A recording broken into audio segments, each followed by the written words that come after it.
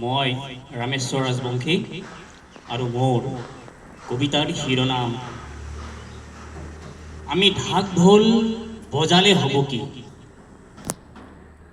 আমি ঢাক ঢোল বজালে হ'ব কি বিশ্বগুৰুৰ আসনত উপবিষ্ট হোৱা বুলি কলে কথা লাগে লেঠা।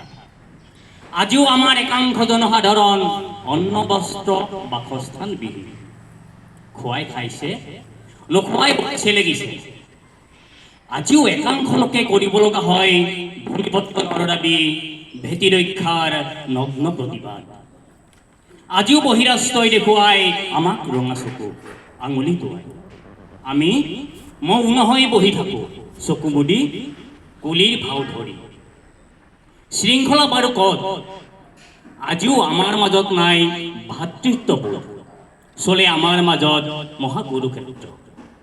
নাই কাৰো নিৰাপত্তা, গছ বন পাহাৰ কাটি খাল বিল জলাশয় পুতি সাজিছো অট্টালিকা। ভাবিবৰ সময় নাই আমাৰ, বন্যপ্ৰাণীবোৰ যাবনো কলৈ।